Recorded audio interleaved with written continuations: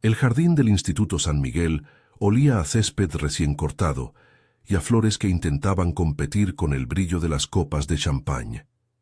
Era un rincón cuidadosamente ajardinado entre el mármol y las salas con vista a la ciudad.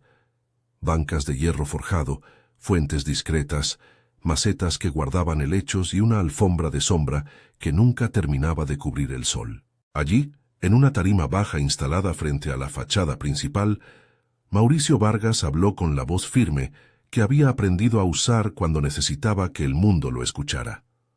1.000.000, dijo.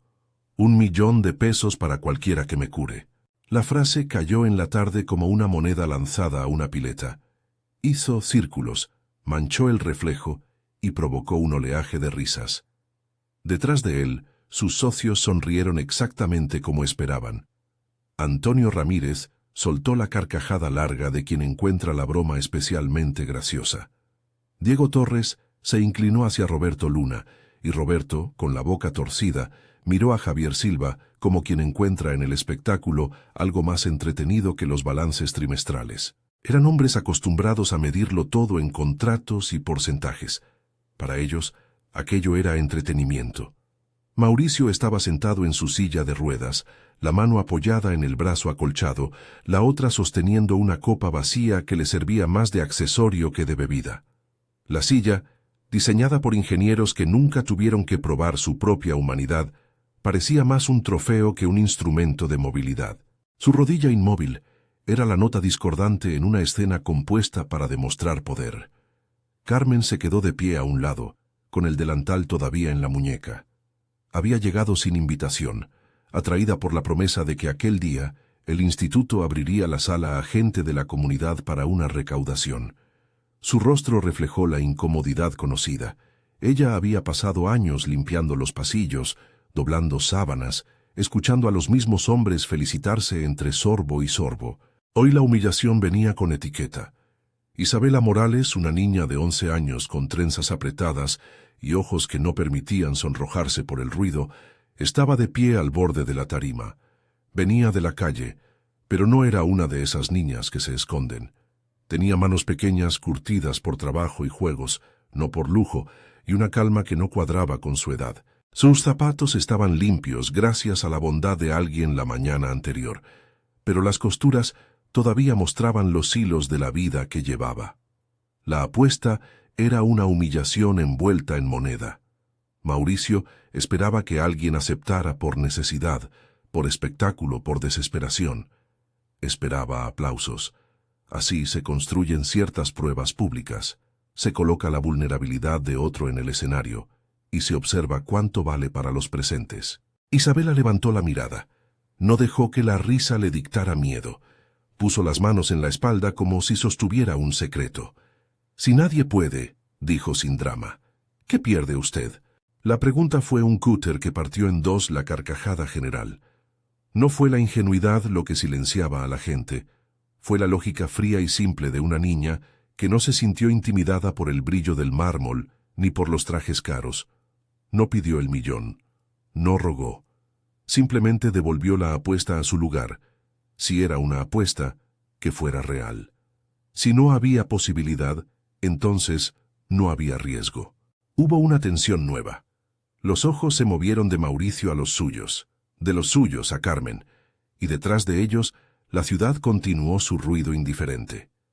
Mauricio, por un instante apenas, mostró algo que no era orgullo. Curiosidad, quizá irritación. Nadie le había hablado así en años. Nadie le había devuelto su apuesta como una pregunta. La invitación, o el desafío, cambió de tono. La sala esperaba una comedia o un escarmiento. Isabela ató las trenzas con el impulso de quien no tiene mucho que perder. Carmen sintió el pulso de la respiración acelerarse, el miedo de madre que sabe cuánto pesa cada mirada. «De acuerdo», dijo Mauricio con voz de quien ya había ganado el primer acto aunque no el final. «Pero si no funciona, quiero que lo haga frente a las cámaras». Hubo murmullos de aprobación y de recelo. La prensa estaba presente, los teléfonos listos. El riesgo parecía ahora doble, la exposición pública y la posibilidad de que nadie saliera con la sonrisa que esperaba.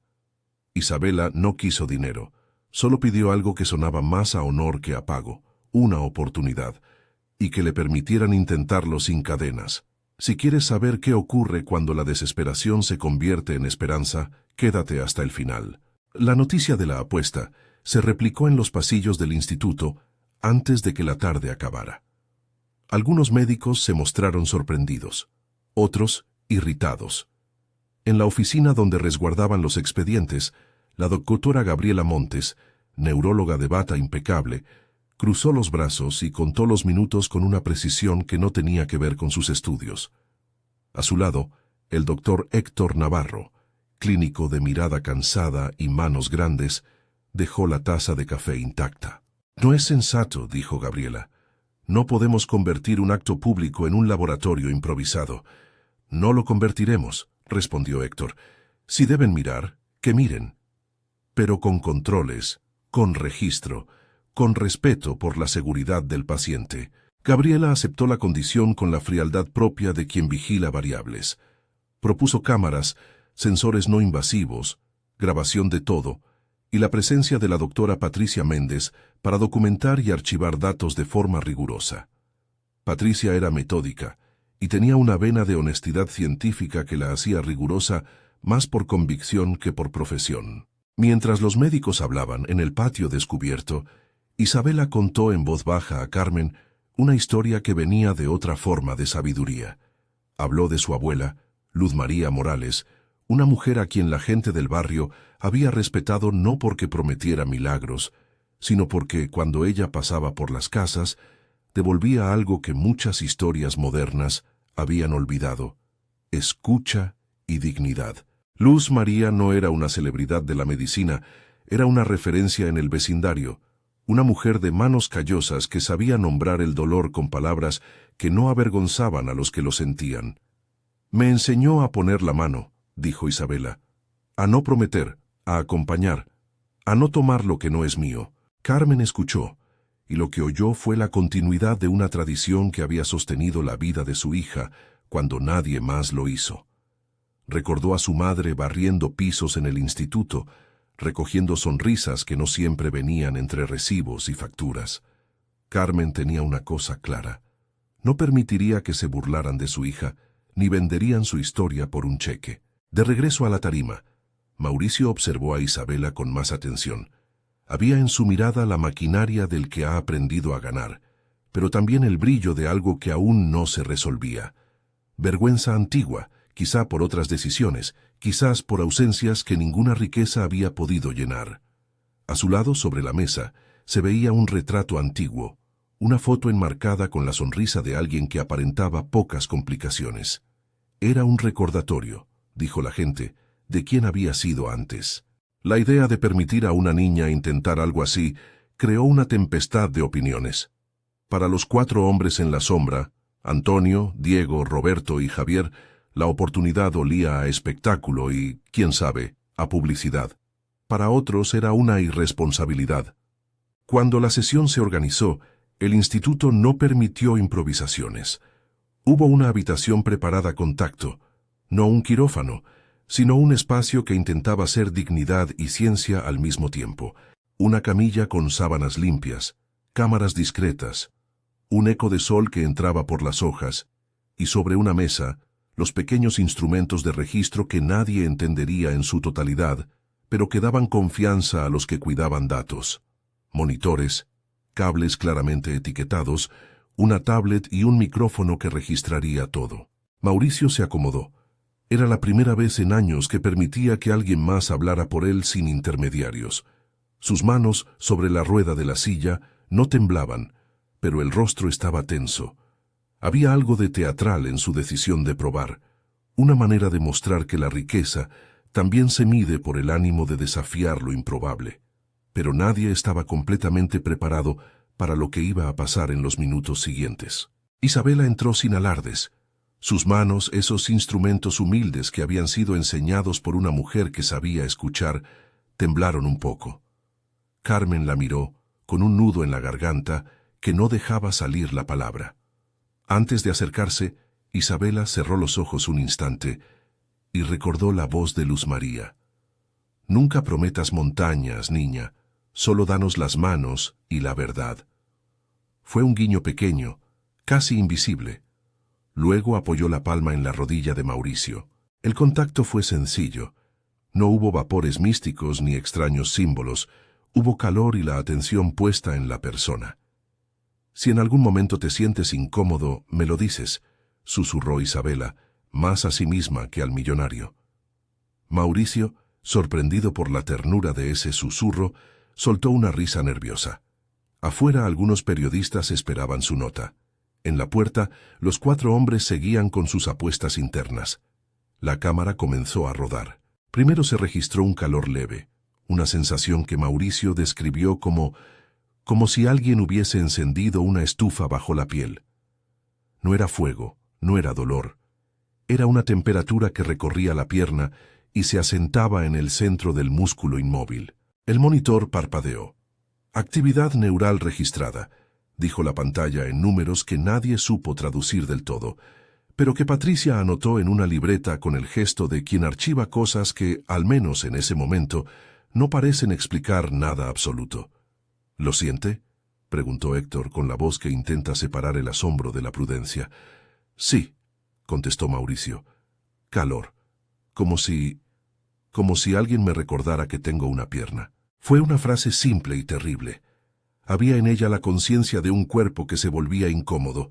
Demasiadas mañanas de abandono se estiraban como una sombra. Isabela no habló. Apoyó la otra mano y murmuró el nombre de su abuela, una costumbre que no era un ritual público, sino un gesto de conexión humana. Nadie lloró todavía. La ciencia anotaba números. El pueblo intuía milagro. Los hombres de traje miraban con un destello distinto en los ojos. Luego vino el hormigueo. Empezó como insectos caminando por dentro, una invasión de pequeños mensajes en forma de picor que subían y bajaban como corriente eléctrica. Mauricio frunció el ceño y apretó los labios. Patricia ajustó un sensor y dijo en voz baja que lo estaba registrando. «Actividad somatosensorial, patrón anómalo respecto a la línea base». Traducción. Algo sucedía en el nervio, y la máquina lo evidenciaba. En la habitación se hizo un silencio, que no era de expectación sino de respeto. Incluso las risas lejanas se apagaron. Isabela miró a Mauricio a los ojos. Había en la mirada del hombre una memoria inesperada, la culpa contenida por una vida que había dejado atrás a mucha gente. Por un segundo la imagen de una mujer bajando la mirada cruzó su pensamiento. Una mujer con la que había compartido más que negocios y a quien no había sabido mirar cuando tocaba. Era una grieta en su armadura, la conciencia de haber fallado. «Lo siento», murmuró sin planes de que su voz fuera escuchada por los demás. Era una confesión que pertenecía a la habitación. La palabra rompió algo. Carmen sintió que se le aflojaba algo en el pecho. No era solo la posibilidad de movilidad lo que se abría, era la posibilidad de que aquel hombre pudiera reconocerse humano. Ese quiebre emocional era parte del proceso tanto como el calor y el hormigueo. Luz María lo había enseñado. Curación y perdón viajan juntos. No es que uno siempre produzca al otro, pero la puerta que se abre con la aceptación de la propia culpa suele dejar pasar algo de alivio. Después vino la primera contracción. No fue una marcha gloriosa ni una escena perfecta de película. Fue un pequeño tirón en el músculo que sorprendió a todos por su decisión, un movimiento voluntario contra años de inmovilidad. Mauricio dejó escapar un grito contenido, más por la novedad que por el sufrimiento. Sus dedos se cerraron en la rueda por un instante y luego aflojaron. Patricia miró la gráfica y su respiración se volvió veloz. Patricia, que no era de las que creen sin pruebas, archivó el evento con la profesionalidad de quien sabe que hoy las cosas se registran y mañana los abogados discuten. Los datos existían. Las cámaras guardaban imágenes. La grabación del teléfono de un asistente que no pudo contener la emoción ya corría en redes. 1 minuto, y el video tenía cientos de vistas. 2 minutos, y los comentarios empezaron a multiplicarse. «No lo creerás», decía el titular improvisado de quien buscaba clics. «No es ciencia», argumentaba el comentarista que se anclaba al escepticismo. Entre los dos polos, la verdad acontecía, y nadie sabía aún su alcance. En la tarima baja, los 4 hombres dejaron de reír. Roberto fue el primero en ponerse serio. Antonio, que había pensado en la apuesta como un espectáculo, miró la pantalla del teléfono con una mueca que no sabía si era alarma o preocupación. Diego, por algún motivo que solo él entendía, sintió un nudo en la garganta. Javier, mientras tanto, abrió la boca y la cerró rápidamente. El brillo del juego se había tornado incómodo. Mauricio respiró con la fuerza de quien descubre que la propia vida puede tener más caminos de los que había trazado en su mapa. El calor se hizo menos invasivo y más como una promesa débil. La pierna respondió con un pequeño esfuerzo, un movimiento breve, voluntario, que no le devolvía el mundo, pero que le devolvía la posibilidad. No era la conclusión de una historia, era la primera palabra de un diálogo nuevo. «No digas que fue un truco», susurró Héctor, sin mirar a nadie en particular. Gabriela, con la compostura de quien conoce la fragilidad de las aseveraciones, asintió. Sabían que los pasos importantes venían después: replicación, control, publicación. Pero lo que tenían frente a ellos era un hecho documentado en video, en gráficas, en testimonios. No era suficiente para crear consenso científico, pero era demasiado para ignorar. La grabación, como un río que no entiende de diques, buscó su camino. En pocas horas, la escena de una niña que tocaba a un millonario inmóvil se convirtió en tema de conversación. Hubo quien la celebró, hubo quien la despreció. Un perfil de redes que nadie reconocía publicó el clip con el texto: «Lo que comenzó como burla se convierte en pregunta imposible». En otras plataformas, comentaristas ya especulaban sobre fraudes y engaños. Algunos pedían cautela, otros exigían respuestas inmediatas. Esa misma noche, en su despacho, el doctor Luis Mendoza recibió un mensaje. No era un pedido de evaluación, ni una invitación a colaborar. Era una amenaza contenida en amabilidad. «Hay movimiento. Cuiden el expediente». Luis, abogado con más casos de los que hubiera querido admitir, sabía que donde hay fama y dinero, aparecen intereses que presionan para que la verdad quede en segundo plano. La posibilidad de que esto se convirtiera en un caso mediático lo movilizó a actuar. En su mente, operaciones legales y acuerdos de confidencialidad se mezclaron con la sospecha de posible fraude. Para él, la lógica era simple: si algo sacude los cimientos económicos, hay que poner manos en ello. No todos los caminos del relato eran de dinero y miedo. En las casas del barrio, la noticia llegó como un susurro que se ampliaba. La niña de la que hablaban, la nieta de Luz María. La mención del nombre de la abuela fue como una señal.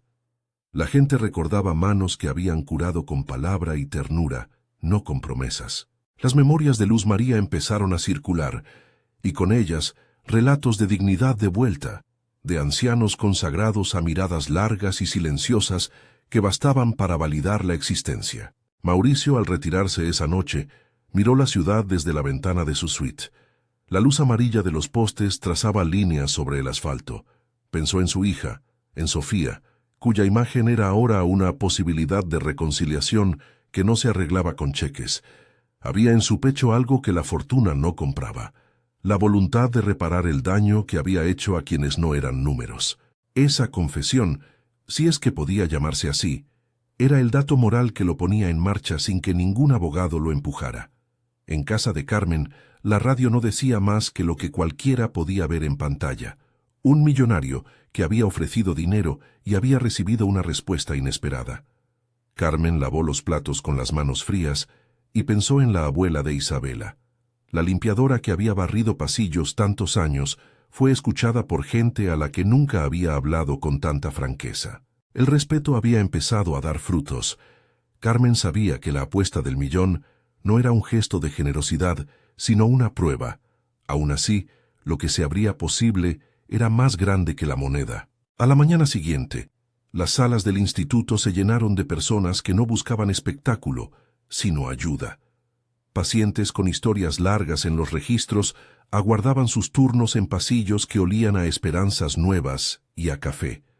Entre ellos, rostros que conocían la distancia entre lo médico y lo humano, retraídos, cansados, pero con esa insistencia que hace que la gente espere.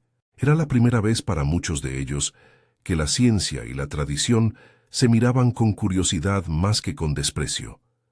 El equipo médico acordó entonces un protocolo ético básico: no publicidad sensacionalista, controles estrictos, registros abiertos para la comunidad científica. Gabriela propuso un estudio piloto, con criterios claros de inclusión y límites definidos para evitar que la curiosidad se convirtiera en explotación. Héctor defendió la idea de que la prioridad era la dignidad de los pacientes. Patricia fue la encargada de registrar y archivar, no para coronar a nadie, sino para asegurar que, si algo había de cierto, quedara constancia para el análisis. Los 4 empresarios, ahora menos jocosos y más cautelosos, se reunieron en un café cercano. Había en la mesa más tensión que alianzas. La apuesta del millón había encendido una caja de sorpresas y cada hombre veía un mapa distinto. Antonio imaginó la posibilidad de que aquello fuera un cambio de reputación. Diego temió las demandas. Roberto empezó a preguntarse sobre el valor real de la justicia social. Javier, por su parte, no sabía si seguir manteniendo la apuesta como acto de poder o proteger la figura pública que se estaba transformando. En un despacho contiguo, alguien filtró una vieja nota sobre Luz María Morales. Reconocimiento en una feria comunitaria hace 15 años. Hojas de agradecimientos de vecinos, cartas que hablaban de curaciones sin promesas, de una ética de acompañamiento. El archivo se volvió una evidencia social. La abuela no era invento de la hija, era un legado, y el legado tenía peso. El ruido creció. El video seguía circulando. Los especialistas que no habían estado presentes comenzaron a comentar en prensa. El escepticismo y la curiosidad se mezclaron hasta volverse un rumor que demandaba testigos oficiales. Entre quienes tomaban partido, algunos pedían cautela. Documenten todo, decían. Los otros, inflamados por noticias sin contexto, pedían responsabilizar al instituto por lo que habían permitido. La posibilidad de un enfrentamiento legal empezó a asomar en voz baja. Isabela, por su parte, no celebró las vistas. Ella recogía las preguntas de la gente y las devolvía con la misma sencillez. No prometo resultados, puedo intentar acompañar. Aprendía en la práctica que la gnosis de la abuela no era un manual, sino una manera de estar con la herida. Carmen la veía moverse entre pacientes con la prudencia que dan las manos que saben curar heridas de hambre y soledad. Había algo de nuevo en la manera en que la gente la miraba, no con lástima, sino con expectativa. En la noche que siguió a la primera sesión, Mauricio volvió a mirar imágenes. Vio el pequeño movimiento de su pierna repetido en bucle, en distintos ángulos, en cámaras distintas. En la repetición, la misma escena parecía cambiar de sentido. Ya no era la imagen del millonario humillando, sino la del millonario sorprendido por su propia posibilidad de ser sostenido. Llamó a Sofía sin planearlo. Dejó el teléfono sonando y no tuve la fuerza para hablar. Había en su intimidad la deuda con un pasado que no se arreglaba con titular. En la pantalla de la doctora Patricia, los números marcaban una línea que se sacudía y luego se calmaba. Documentó el día y lo guardó en un archivo cifrado. Sabía que a la mañana siguiente vendrían los ojos más duchos y también los adversarios. La noticia llegó a quienes acostumbraban a vigilar lo que tocaba poder y beneficio. Para algunos era la posibilidad de una revolución social, para otros la probabilidad de un escándalo. Entre las sombras apareció el nombre del doctor Luis Mendoza, abogado que conocía cómo sellar acuerdos y cómo presionar para que ciertos temas no acrecentaran en la opinión pública. Su intervención no era aún un hecho consumado, pero su presencia fue suficiente para que en algunos despachos la respiración se volviera más corta. El instituto, que había empezado solo como un escenario, se convirtió en un punto de confluencia. Llegaron cartas, llamadas, mensajes de personas que pedían ser escuchadas. La pregunta que acompañó la propuesta del millón: ¿Qué pierde usted? Se transformó en otra mucho más incisiva. ¿Qué responsabilidad tiene quien recibe la gracia de una posibilidad? ¿Qué hacer con un don que no pertenece a nadie, pero que puede aliviar a muchos? La tarde siguiente, una mujer entró con la fotografía de su padre apretada en la mano. Un anciano con temblores le había dado miedo a los médicos. Para ella, aquel movimiento registrado en video era un faro. En otra sala, un joven con una prótesis miraba con curiosidad. La fila se plegaba en la espera, y la ciudad comenzaba a contar historias que no estaban aún resueltas. Pero la conmoción mayor estaba por venir. Lo que empezó como una apuesta tenía ahora silencio administrativo, ojos de científicos y la presión de quienes querrían convertir la posibilidad en suyas. En lo pequeño de una habitación se había generado un movimiento que el instituto no podía encarar en solitario. Esa noche, Mauricio decidió que no podía permitir que la historia se convirtiera en un espectáculo que usara el dolor ajeno como entretenimiento. Había en él una mezcla incómoda de interés por su propia curación y una creciente necesidad de reparar el daño. El millón que había comenzado como un desafío había dejado de ser moneda para transformarse en catalizador. Y el catalizador también exigía decisiones. Proteger a Isabela, documentar el proceso, no permitir que nadie se aprovechara. La grabación, esa que había nacido en la intimidad de una camilla y se había convertido en viral, empezó a recibir visitas no solo de curiosos, sino de quienes tenían poder para encuadrarla con leyes y contratos. En la noche en la que el rumor de demandas empezó a acercarse a las puertas del instituto, Héctor y Gabriela se sentaron junto a Mauricio para hablar de límites. Sus miradas eran firmes. «Si lo hacemos», dijo Gabriela, «lo haremos con criterios. No para demostrar que algo mágico existe, sino para cuidar a las personas que vienen aquí». «Y proteger a Isabela», añadió Héctor. «Si esto se convierte en espectáculo, ella será la primera en verse pisoteada». Mauricio escuchó. Por primera vez en años la decisión no fue sobre él. Fue sobre algo que había encendido fuera de su cuerpo. La curiosidad de muchos, la necesidad de otros, la honra de una niña y de su abuela. El millón que había pensado tirar como un faro de humillación era ahora, paradójicamente, su cruz y su impulso. El viento de la noche rocía las palmeras fuera del instituto. En la recepción, alguien dejó una carta anónima con palabras de apoyo y otra con amenazas veladas. En las redes, un hashtag ganaba tracción. Luz María. En la casa de Carmen, las manos de una madre temblaban al leer mensajes de personas que pedían ayuda. Nadie poseía la verdad, pero todos empezaban a comprender que la apuesta del millón había abierto una puerta que ya no podía cerrarse sin enfrentar lo que venía detrás. Cuando la mañana amaneció, el instituto recibió la primera carta formal de un despacho de abogados. No era todavía una demanda, pero sí un aviso. En la esquina superior, el nombre del doctor Luis Mendoza. El nombre, en letras negras, era la primera sombra legal que mostraba los dientes. La carta pedía cautela, información y, en términos cuidadosos, planteaba la posibilidad de que se tratara de práctica sin licencia. Isabela lo supo por Carmen antes de que el resto supiera. Miró la hoja con los ojos de quien no entiende los códigos legales y asintió como si supiera que lo que importaba no era el papel, sino aquello que ocurría en las manos de la gente.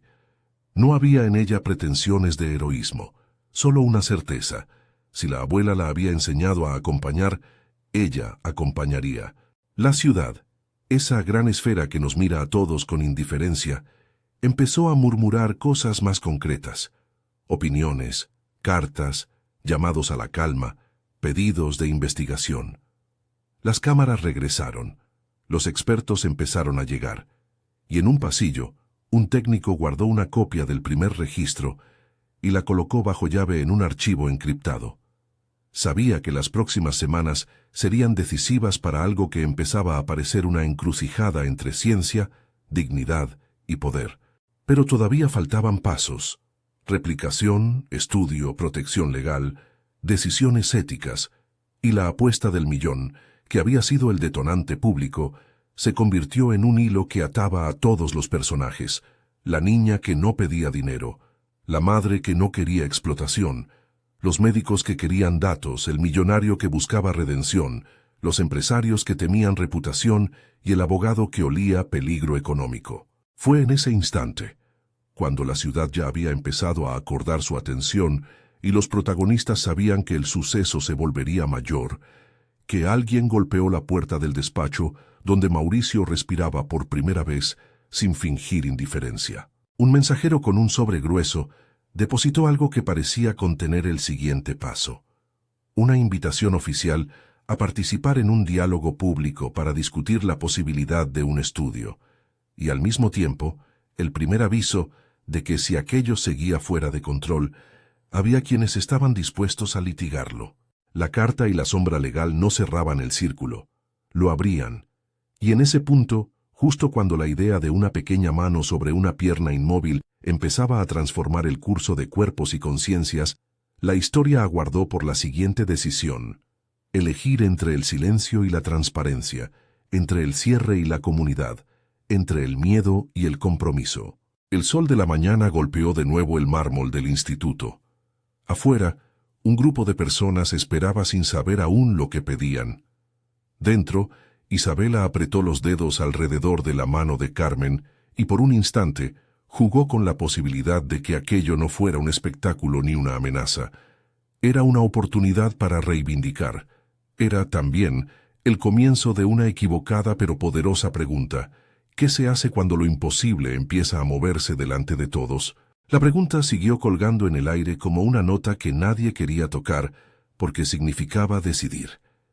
¿Qué se hace cuando lo imposible empieza a moverse delante de todos? En las semanas que siguieron, la respuesta tomó la forma de reuniones que olían a café y papeles, de llamadas que terminaban en silencio y de manos que se apretaban con decisión. Primero vinieron las decisiones del instituto. Gabriela, Héctor y Patricia, con la prudencia de quien sabe que cada paso queda registrado, diseñaron un plan que no buscaba coronas, sino seguridad. No aceptaron atajos. Convocaron a un comité ético externo, solicitaron revisiones, establecieron criterios de inclusión estrictos y acordaron que cada sesión sería filmada, catalogada y custodiada. La palabra piloto se repitió en salas, correos y conversaciones telefónicas. Era la manera más honesta de decir: probemos con cuidado antes de proclamar. Mientras tanto, Mauricio se movía en un terreno más íntimo. La humillación que lo había impulsado a lanzar la apuesta del millón empezó a traducirse en una necesidad cotidiana.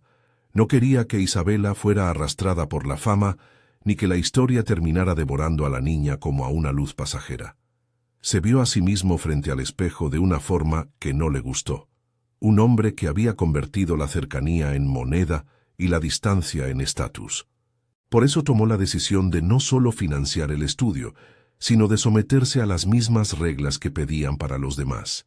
Firmó documentos, aceptó controles, y más difícil aún, dejó que otros hablaran por él. Los 4 hombres que se habían reído al principio, Antonio, Diego, Roberto y Javier, fueron un coro cambiante. Al principio se movieron por la prudencia de la reputación, después por una mezcla de culpa y curiosidad. Antonio fue el primero en proponer que parte del dinero de la apuesta se invirtiera en becas para atender a quienes no podían pagar. Diego, que había sentido el nudo en la garganta el día del video, empezó a hablar en voz baja sobre responsabilidad social en las juntas. Roberto cambió su risa por preguntas, y Javier, que había visto el brillo del espectáculo caer, terminó ofreciendo contactos legales para blindar al instituto. Sus transformaciones no fueron repentinas ni heroicas, fueron procesos con tropiezos, defensas y pequeñas confesiones en cafés. Pero cambiaron. No todos los cambios se veían con la misma rapidez. En la ciudad, el rumor de la abuela Luz María circuló con fuerza. Vecinos que antes guardaban silencio salieron a declarar pequeñas verdades: una curación de dolor crónico, una noche de compañía para un moribundo, una palabra que quitó vergüenza. Eran testimonios de humanidad más que de milagro, relatos que insistían en la dignidad como forma de cuidado. Eso ayudó a que la narrativa pública empezara a moverse de fraude o magia hacia algo humano que merece respeto y estudio. Pero el poder que no quiere cambios es persistente.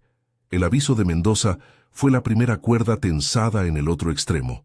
El abogado no esperó a que la prensa lo consumiera todo. Actuó con la frialdad de quien sabe que la ley puede ser un freno. Mandó cartas, pidió documentación, reclamó que el instituto podría estar permitiendo prácticas sin licencia y que debía cesar cualquier intervención hasta que quedaran claros los protocolos. En su despacho, Mendoza habló de riesgo, de precedentes y de protección a consumidores.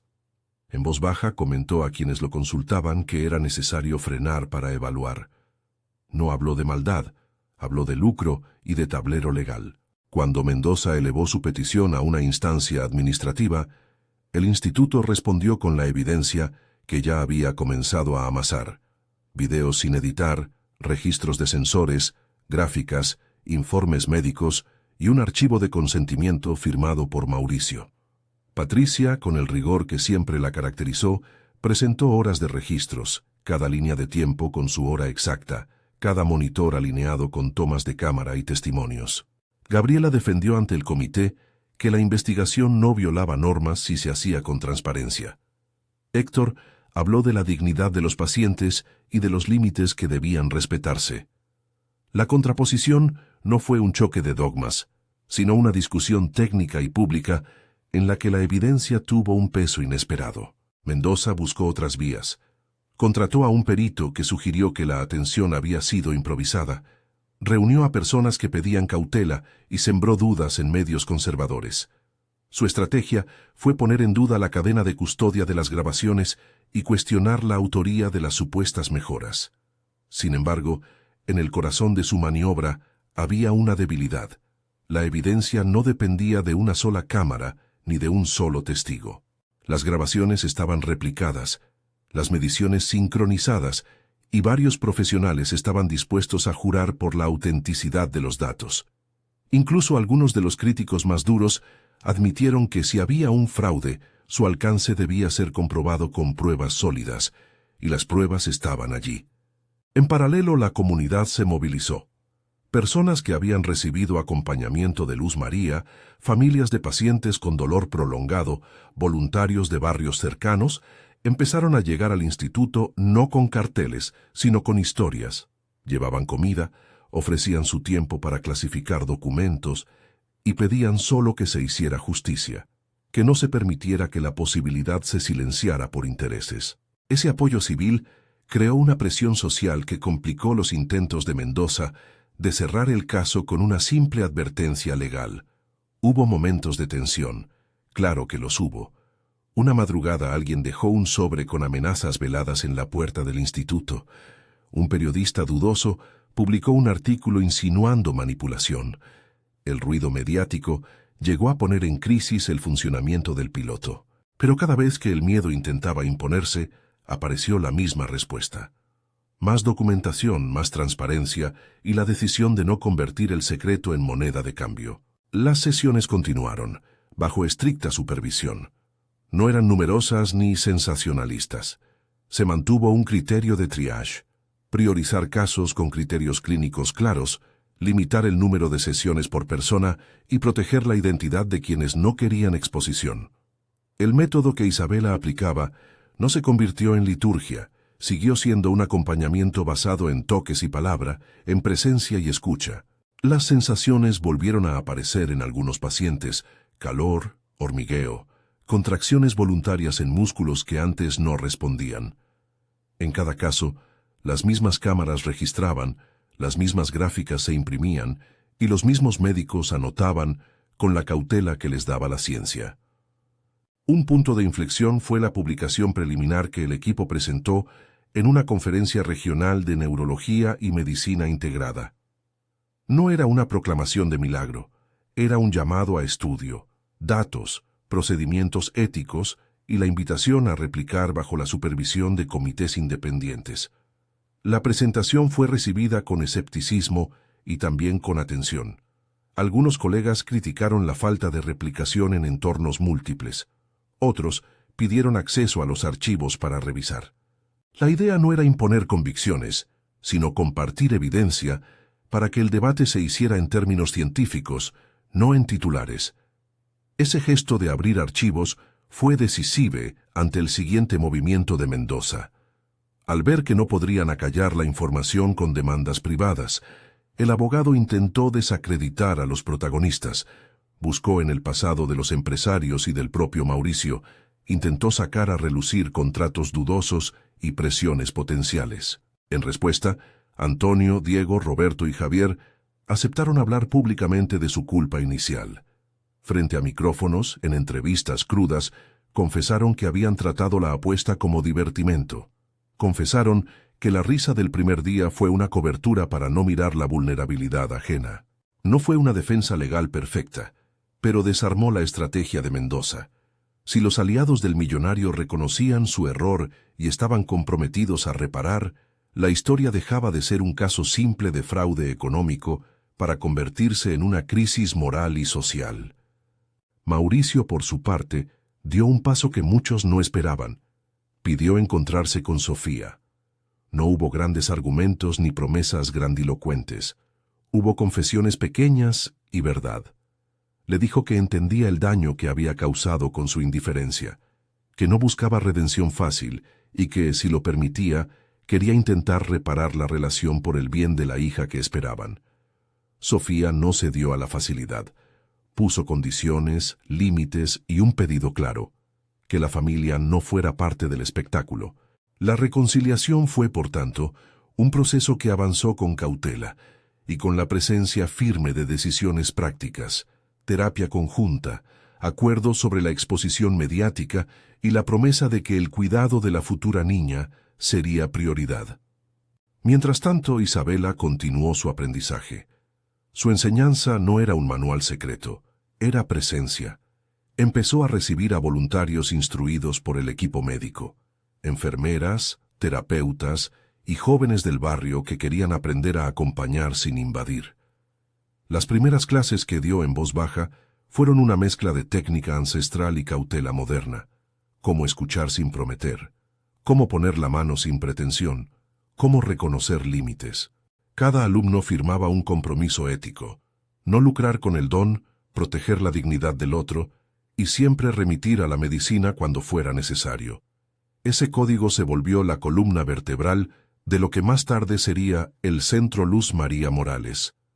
Las presiones legales no desaparecieron, pero la narrativa empezó a cambiar.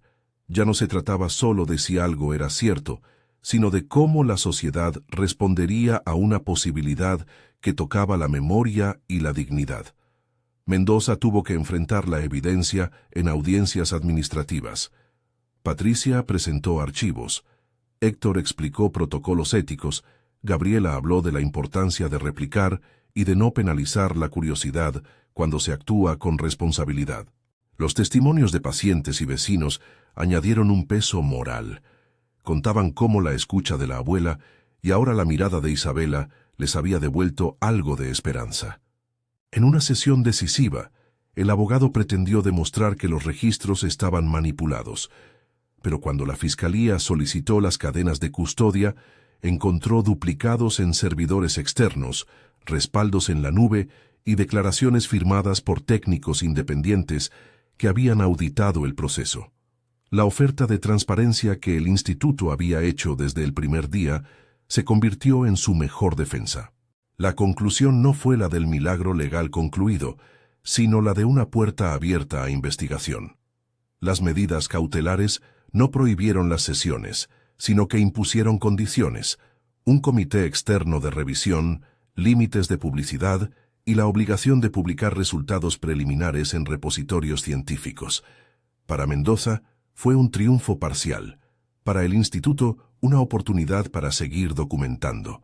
Con la legalidad establecida, llegó el momento de decidir qué hacer con la energía social que se había generado. La propuesta de Mauricio fue sinestésica: ofrecer los fondos para crear un centro que honrara el nombre de Luz María Morales, pero que funcionara con criterios científicos y de respeto.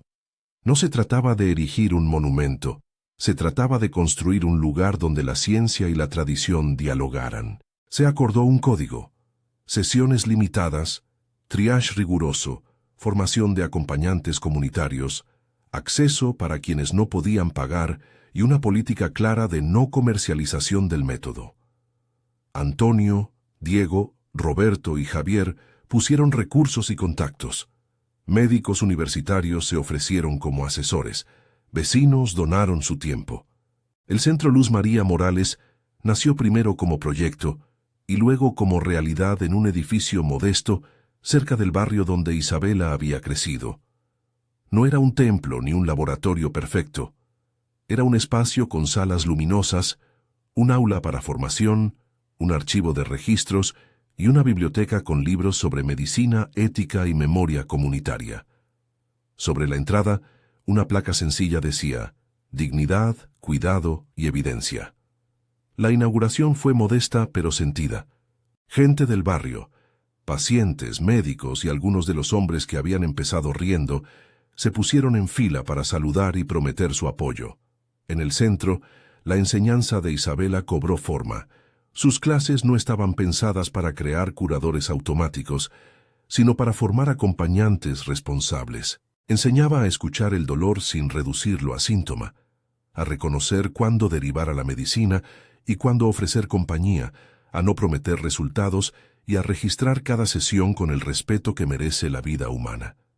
Carmen, que había dejado el uniforme de limpieza para coordinar programación comunitaria, dirigía los talleres de convivencia y acompañamiento psicosocial. La abuela, Luz María, siguió existiendo en las historias que la gente contaba y en las prácticas que se transmitían con cuidado. Las investigaciones científicas siguieron su curso. El equipo liderado por Gabriela y Héctor, con la colaboración de neurólogos de otras instituciones, publicó un estudio preliminar describiendo patrones observables en ciertos pacientes que habían mostrado respuestas sensoriales y motoras bajo condiciones controladas. El tono del artículo fue cauteloso. No proclamó milagro universal, pidió replicación y dejó claro que los mecanismos no estaban explicados por completo. Lo más valioso fue otro gesto. Todos los datos brutos fueron compartidos en un repositorio abierto para que cualquier laboratorio interesado pudiera revisarlos. La ciencia, se decía, no teme a la verificación.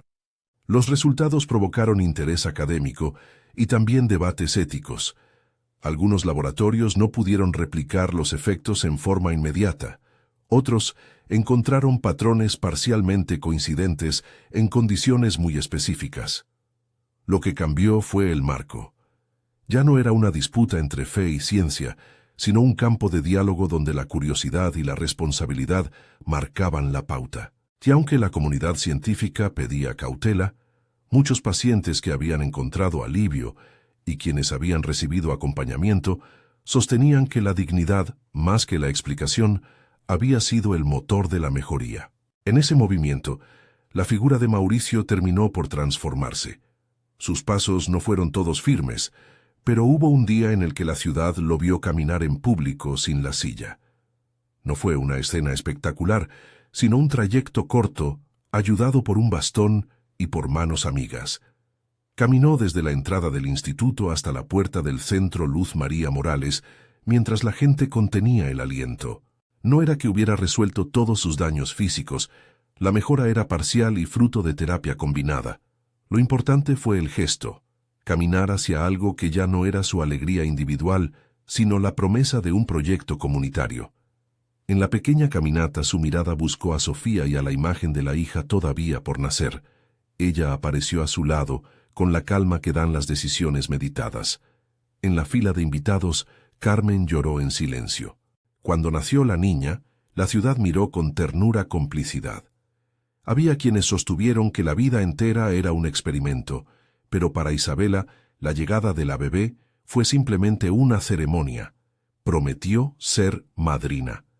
No lo dijo en voz alta como un acto grandilocuente. Lo hizo al sostener a la niña por primera vez, al mirar sus dedos diminutos y al rozar la frente con la ternura que había aprendido de su abuela.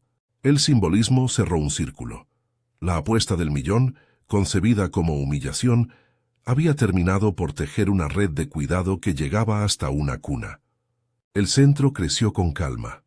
No se convirtió en meta de milagros, se hizo un lugar para la formación, el acompañamiento y la investigación. Se crearon comités que revisaban las sesiones, se mantuvieron límites para evitar explotación y se puso especial énfasis en la democratización del conocimiento. Talleres abiertos, becas de formación para jóvenes de barrios vulnerables y la publicación constante de datos y protocolos de acompañamiento, siempre sin presentar recetas médicas ni promesas de curación. Y Mendoza. Sus demandas no desaparecieron. Su posición profesional le permitió seguir presionando en foros legales y mediáticos. Tuvo algunos apoyos entre quienes temían cambios en estructuras de negocio, pero perdió parte del terreno cuando la presión ciudadana y la claridad documental le restaron legitimidad. Su estrategia de desacreditar a la niña fue especialmente criticada. Intentar cuestionar la integridad de alguien de 11 años por una práctica de acompañamiento fue visto por muchos como un acto desproporcionado. A su manera, Mendoza aprendió que la ley puede proteger tanto a quienes tienen intereses como a quienes buscan justicia. Su caso quedó como ejemplo de cómo los mecanismos de poder se enfrentan a movimientos sociales bien documentados. En el barrio, la vida cambió en pequeños gestos. Carmen pasó de limpiar a coordinar programas de formación. Las horas que antes dedicaba a doblar sábanas, ahora las empleaba en organizar talleres para madres. Isabela se convirtió en un referente no por fama, sino por presencia. Las vecinas dijeron que la plaza parecía más viva. La historia de la apuesta del millón dejó de ser solo anécdota para convertirse en enseñanza. Una muestra de que la dignidad puede revertir burlas y transformar privilegios en responsabilidad.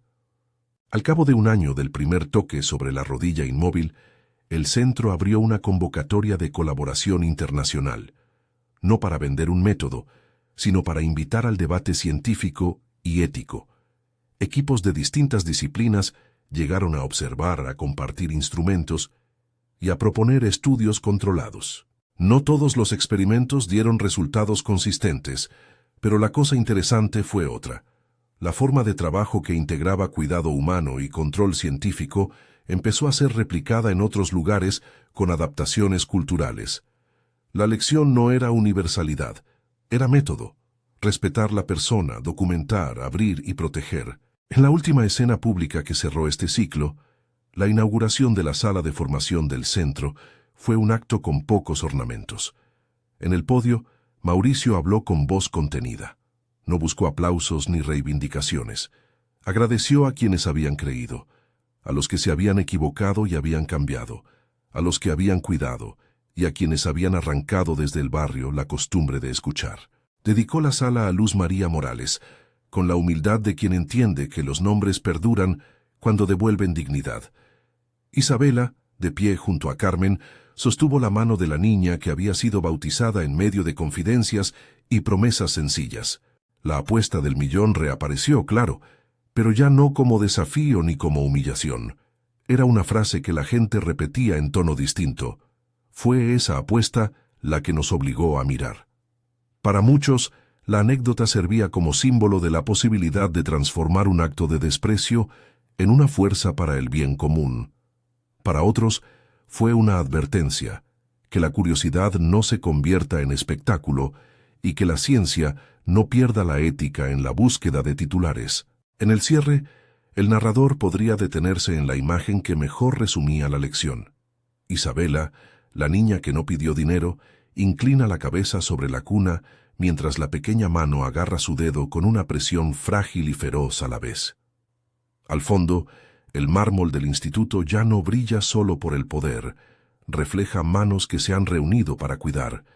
La ciudad sigue su ruido indiferente, pero ahora hay una comunidad que sabe que la curación no es propiedad de pocos. Es una tarea colectiva, a veces incompleta, siempre en proceso, que exige transparencia, investigación, límites y, por encima de todo, respeto por quienes sufren. La apuesta del millón fue el disparador. La decisión colectiva fue la respuesta.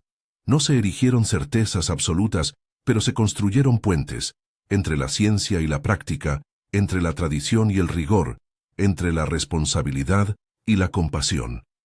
Y eso bastó para que una niña que no quiso aceptar la humillación se convirtiera en madrina de esperanza para una ciudad entera. Si esta historia te conmovió, compártela con alguien que necesite recordar que la dignidad siempre merece defensa.